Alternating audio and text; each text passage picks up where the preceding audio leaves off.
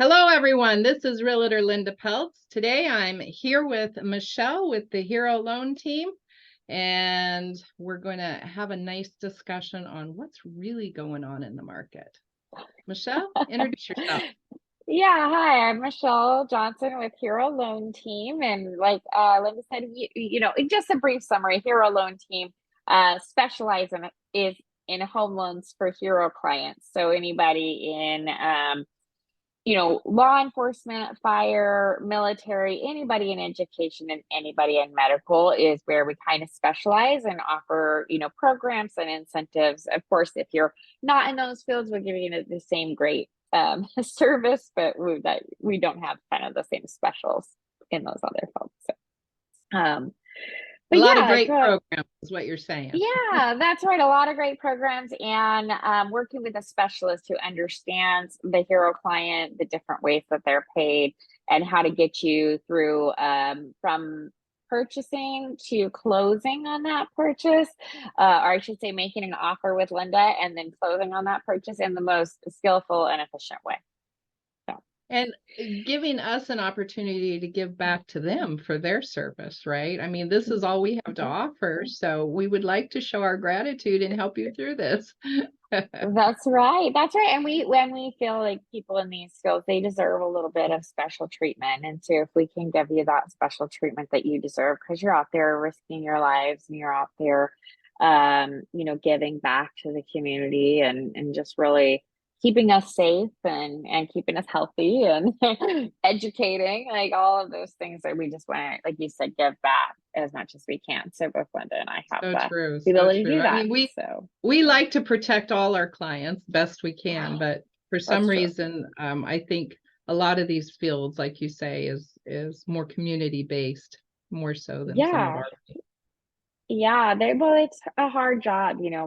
My sister is a hospice nurse, and so I really see that firsthand of somebody who's going out there and working with people in the last days of their life, and it's such a relief to the families, and it can be really daunting for people who are in these fields or firefighters and just risking their lives, military, that all that kind of stuff, where we get to see the horrors of this stuff maybe on the news, but we don't see it up close. And people who dedicate their lives to take care of people, there's a lot to I be said for commend that. them. I know. I have a couple military daughters, as well as then I have a surrogate daughter who is, like you said, hospice. I mean, to me, those are just incredibly giving positions where For they sure. give them their all day in and day out, trying to Right. keep us, the world, our communities safe and, you know, make their life, other people's lives a little better, right? I mean, That's we all have right. life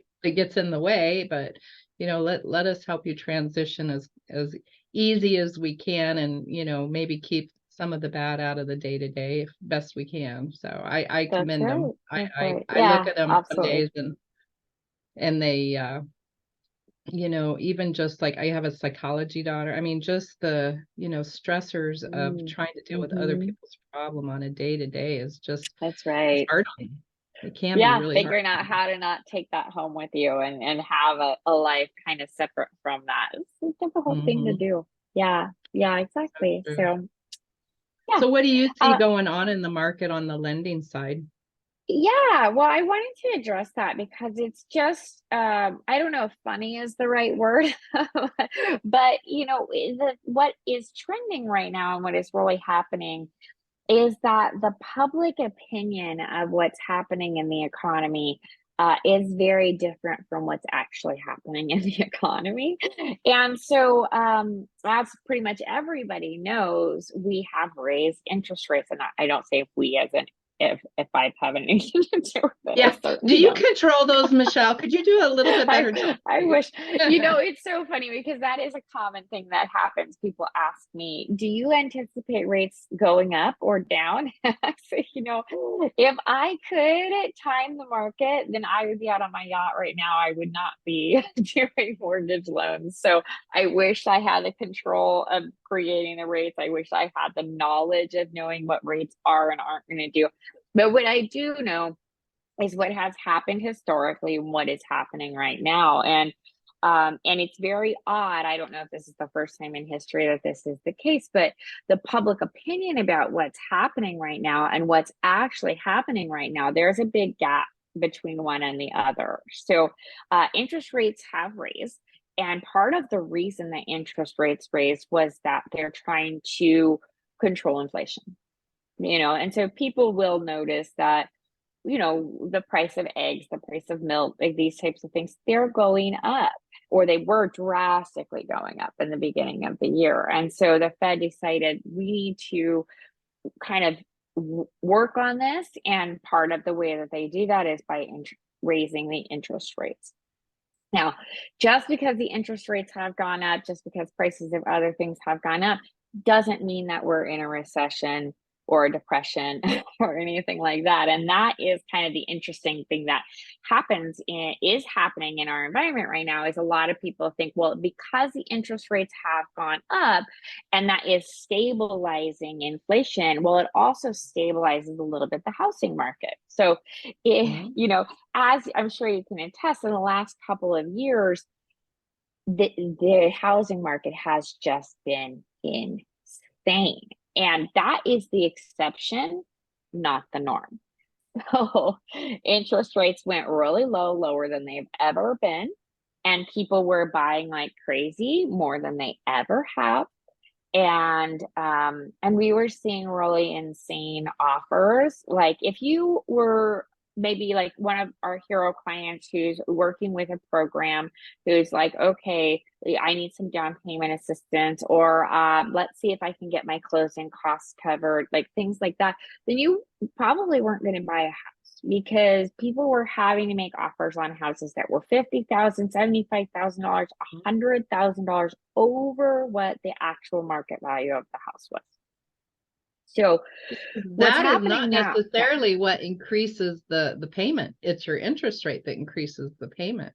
But the interest rate was so low that 50,000 meant nothing. I mean, it was just a $20 difference or something in the payment. It wasn't that much, right? Whereas when the interest rate goes up, that same 50,000 turns into like $100 a month, if not more. So yeah, it That's was right. insane there for a while. I mean, 25, 30 offers, and they were having to, buyers were having to pretty much sign off any of their rights they might have had to back out, That's right? right. In order to get a hold That's of right. these houses, and just take literally, which all homes are actually sold as is, but it brought it to a new meaning through that time period of it is sold as is. You sign on this dotted line, you have to close. Because Right. there's no Yeah. outs right now. You've signed all that away. So Yeah. You're it making a really definitely good brought a point, new meaning because to it.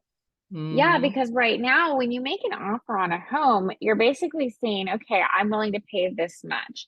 Now, if a appraiser comes in and says, you know what, the house isn't worth that much, then negotiations start to happen at that point. It's like, well, maybe the seller will accept what the appraiser is saying that it's worth. Or maybe the Hmm. buyer is willing to pay a little bit more, or maybe they're willing to like meet in the middle. These like are a couple of different things that may happen. But like you said, back in these like crazy days of between COVID and when COVID started in 2020 and then today, like these things Hmm. weren't happening. You would have to say, I'm willing to No, pay over the asking price. I don't care if the inspection comes back that the plumbing is screwed. Like, we don't care. right. And it didn't matter what the appraiser, I mean, most of them did a good job at getting them to come in at value, but every now and then you'd get that one, and you just had to pay the difference if you wanted that house. That's right. There was That's no right. renegotiation. There was no nothing. That's right. Very That's right. different And so, market. right. And so when people are saying, oh, housing prices are dropping, that's not really true. What's Mm-mm. happening is that you're not able to get $50,000 over what your home is Right. worth. You know, your equity, the amount that your house is worth, it's probably the same, or in most cases, actually higher than it A was little 3 bit. years ago. It's not Mhm. increasing near as fast as it was, and I No, think that's where no, you're trying to point out it's no longer that 50,000 over. If it's a lucrative home, I mean, you still might just get a couple offers and they're going to be at, pretty close to list, maybe a little over if there's several offers in on the property, and they're not signing off contingencies, they're not signing off appraisal gaps, they're not, I mean, they're pretty much just straight offers at this point, which still gives the buyers some rights if, God forbid, there's something drastically wrong with the home that, nobody knew about or we found during inspections. So they still have an out that they can say, it's just too much for me. I don't want to deal with that. Right. But the seller isn't having to discount their house under what it's worth. They're not losing hundreds of thousands of dollars or even tens of thousands of dollars on their home. No, So, they're not. right. And so They're that kind is of kind just of the difference. They're kind of just bouncing, a little bit even. I mean, it's not necessarily that they're going straight up like they were back, during COVID and stuff, but they're also not dropping, they're just kind of Right. bouncing along. It's not necessarily that you're losing equity, but you're also, not gaining tremendous amounts right at the moment. We're just Right. kind The of hanging national out. average historically is about 3% gain each year. Mhm, And we're about back where that is before in the mhm. last couple of years, 10%, 15% equity gains every year. And that's what they're mellowing out right now. And so Right. there's no increased unemployment. There's no increased foreclosures. Like these things aren't happening. And so all of these types of things people kind of hear out in the market. Oh, everybody's going to get foreclosed on, everybody's out of a job, and these things just aren't happening. So And historically, I mean, we always have the ones that got laid off that's overextended and foreclosures. I mean, sure. Right. no matter what market we're in, I mean, the bottom line is how stable is a good percentage of the people out in the market. We're going to always have those. It doesn't matter what That's right. market we're in. We had foreclosures last year. Right. No, the public couldn't really get a hold of them because they were literally flying off the market and a few things. But in the same respect, we didn't really have any less or any more. I mean, we still had them. And just like now, we still have them, but typically they'll end up over in investors, because there was something wrong with the house is the reason. Right. Yeah, Something needs exactly. Yeah. So the bottom line is that the housing market is still going strong. People are still buying, people are still selling. There's less people, I think, that are selling, the turnover, right. We have less sellers, but with the retrospect of that, we have less buyers. So it's still a seller's market, but there again, instead of those 30 offers, we're only seeing maybe 2 to 5 offers on a property. So we're still short on homes. It's just we don't have near as many buyers out there either because the interest rates has priced a few of them. They can no longer qualify for that $300,000 home. That's kind of the bottom end of our market right at the moment is 300,000. I'm sorry. So if you can't qualify for that, it's kind of pushed you out, with the interest rates and different things. So yeah, and that's a really good point too. Is if you can't qualify or it's out of your budget, then yes, definitely finding out another way to go or wait until interest rates drop for sure. If you do qualify and it is within your budget, the idea of waiting for interest rates to drop is not usually a very good idea. And the reason is we don't know if that's going to happen. They might go up and you can always refinance. That's what I was just going to point out. If they do go down, jump on it, refinance, keep your credit in good working order and just refinance at that point. So true. Yeah. Yeah, and you don't want to, I mean, we don't want to get anybody into a situation like what happened in 2008 where we're saying, oh, let's try this funky mortgage where you pay less now and you'll never see those bigger payments and yada, yada, yada. No, we don't want that. We want if you qualify and you can budget for it, then now's a great time to buy because you are going to start building that equity. Even if it's only 3% a year, if you buy a $500,000 house, that's $15,000 extra dollars in 1 year that you've got in basically your bank account. And you can access that equity in a lot of different ways, like we talked about, I think, last time. So I do think a lot of them at the beginning of the year, right when the interest rates started to go up, I do think we've seen a really funky market for about 4 months there. And I did see a huge shift in offers because buyers were really scared and were not buying, even though we had the homes out there for sale. There wasn't a ton of them, but there was still quite a few beautiful homes out there for sale. And I think a lot of buyers missed out on that market. But they pretty well freaked out right through that first 4 or 5 months there. And then all the crazies started coming out, and they were getting a lot of those funky offers through with sellers credits and this and that. They're gone again though, because right now we're back to the buyers have come back to the market. And when there's multiple offer situation, think about it. If you were the seller, why would they take one that had to give the buyers, 15,000 to get this closed? Where is that, acceptable over the one that gave them full price or over list price, and they're not asking for them to give anything back. So it's kind of come out of that. But we did have about 4 or 5 months there of some pretty funky offers coming through, and the sellers had to decide, it's either this is what's out there right now, or you're going to have to pull it off the market and sell it when the market improves, right? Because we just, right when that interest rate started creeping up, we started getting some really funky stuff coming through. A lot of the investors was coming out of the woodwork, wanting owner carries, wanting to take over that 2% and then, just give them a little down payment and then, expecting the owner to carry the rest. I've seen all kinds of creative stuff coming out right through that time period. I mean, my sellers rejected a lot of buyers right through there because they were getting a little too creative. It's like, no, we just soon pull the house off the market. Like, we're not doing that stuff. Yeah. Mm-hmm. But you make a really good point there, and that is that from like October to February is what you're talking about. It was like that, where it was just kind of very, very quiet, and we were telling buyers, now's the time to really get into the home that you want. This is a good time to buy. And so you're right that has increased a little bit, where buyers are out there and there's not as many people selling, so buyers are out there, so there's still kind of multiple offers on some properties. But we're kind of in a point right now that if you can qualify, you really can do an offer that is right at what the house is actually worth. Some people are still offering seller credits, like there's a lot of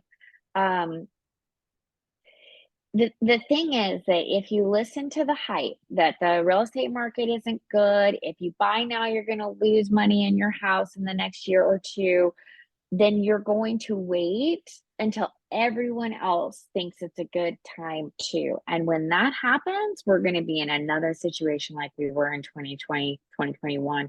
2022. And you're going to be fighting over the house. Could not get a home. That's absolutely right. They were definitely having to settle for what we could get a hold of for them. It was not necessarily always their dream home.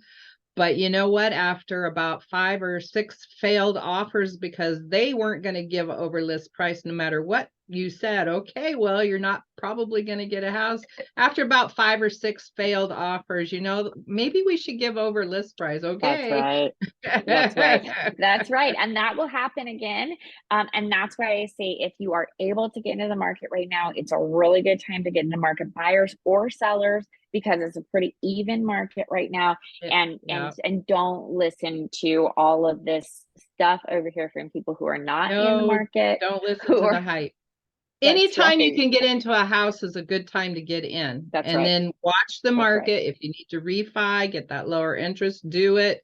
If you actually, want to sell your home, you're going to be building equity and get into that so-called dream home. Maybe you kind of just settled for what you could afford, which is what a lot of us have to do. And then, maybe at some point in your life you can move up to your dream home, That's right. You get to upgrade. It'll have all this equity already built in there. Definitely. That's right. Good advice. Good advice, Michelle. So that's about it. I just wanted to inform people of what's actually happening in the market versus what they might hear on, TV or the internet or from Uncle Joe.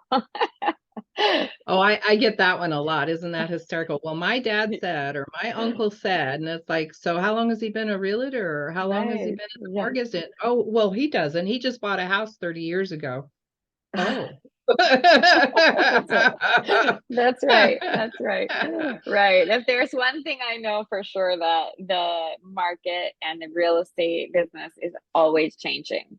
It's It always really is. changing. It was a completely different market even a year and a half ago, 2 years ago. So if you bought a house 5 years ago, 10 years ago, and you think, well, I know the market,